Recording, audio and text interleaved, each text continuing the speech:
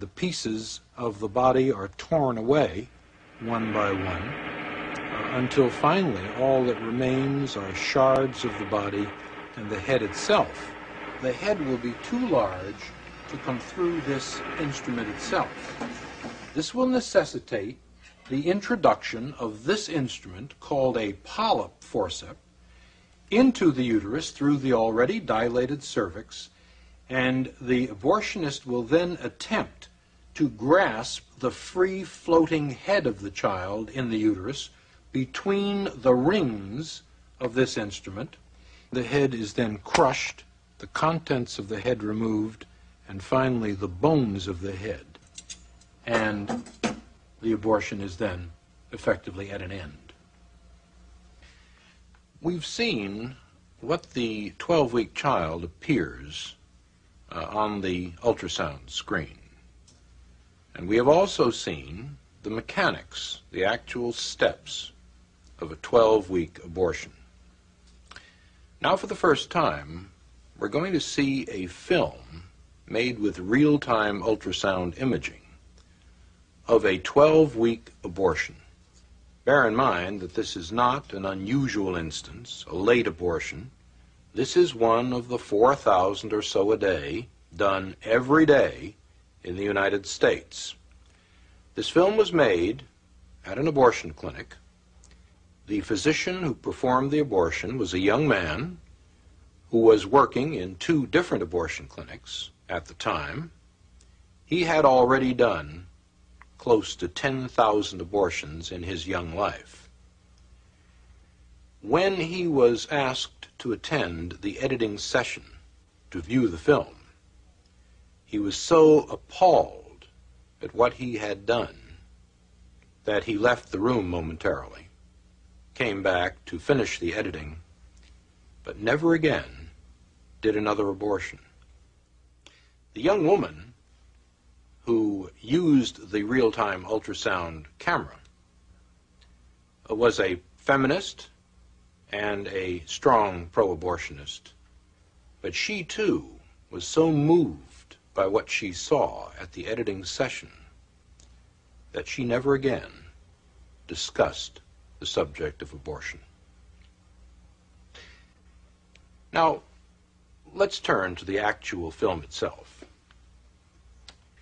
We are now looking at a sector scan of a real-time ultrasound imaging of a 12-week unborn child. The child is orientated in this direction. You are looking now at the head of the child here, the body of the child here, and this image is the child's hand approaching its mouth. Looking a little more closely at the child, we can discern the eye, or the orbit of the eye, here, the nose of the child here, the mouth of the child here, and we can even look at the ventricle of the brain here. This is a fluid-filled space in the brain. We see the body of the child here with the ribs in silhouette and the spine of the child at the back. This rather granular area of tissue at the top of the sector appears to be the placenta, or afterbirth, of the child. And we can begin to see down here the thighs, the lower extremities of the child coming off the body in this manner. Now, let's move to the action.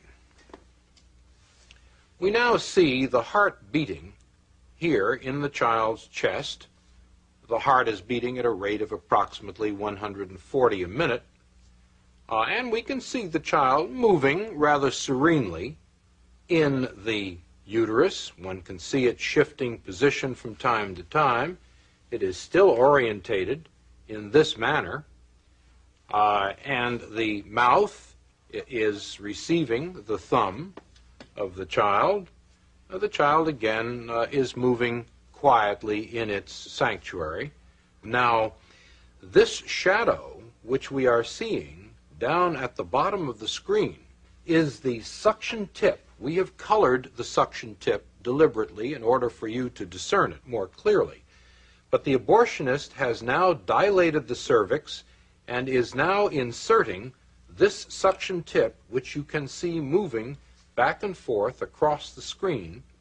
You will note that as the suction tip, which is now over here, moves toward the child will rear away from it and undergo much more violent, much more agitated movements. The child is now moving in a much more purposeful manner.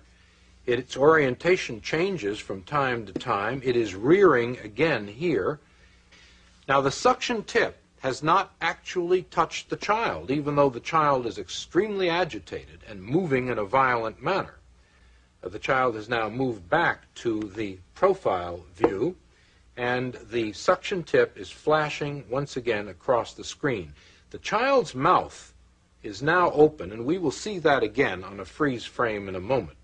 But this suction tip, which you can see moving violently back and forth on the bottom of the screen, is the lethal instrument which will ultimately tear apart and destroy the child.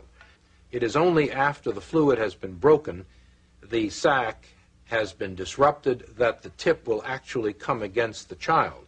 But we can see the tip moving back and forth as the abortionist seeks the child's body.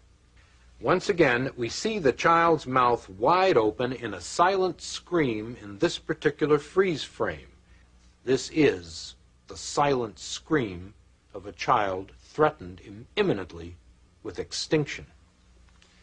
Now, the heart rate has speeded up dramatically, and the child's movements are violent at this point. It does sense aggression in its sanctuary. It is moving away. One can see it moving to the left side of the uterus in an attempt, a pathetic attempt, to escape the inexorable instruments which the abortionist is using to extinguish its life. Now, the heart has again perceptibly speeded up. We can time this at approximately 200 beats per minute. And there is no question this child senses the most mortal danger imaginable. The membrane has now been punctured and the fluid has escaped. One no longer sees that large reservoir of fluid surrounding the child. But once the fluid has been drained off, the suction tip has now been firmly clamped to the child's body, and the child is being pulled in a downward direction by the abortionist's suction tip with the negative pressure applied to it, and the body is now being torn systematically from the head. The head of the child being in this direction here. I am now outlining the child's head.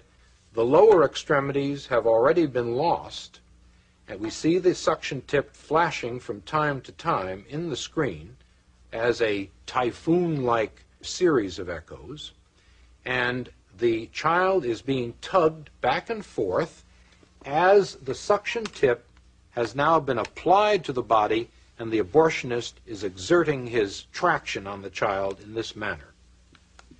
The child's head is still discernible here. The body is no longer discernible. It has now been torn from the head. What we see now is the head itself with what is called the midline echo of the head and the spicules or fragments of bone. Now this head, which I'm outlining here, on this 12-week child is simply too large to be pulled in one piece out of the uterus. The abortionist is going to have to employ this instrument, the polyp forceps, in an attempt to grab the head. The abortionist will attempt to crush the head with this instrument in this manner and remove the head piecemeal from the uterus.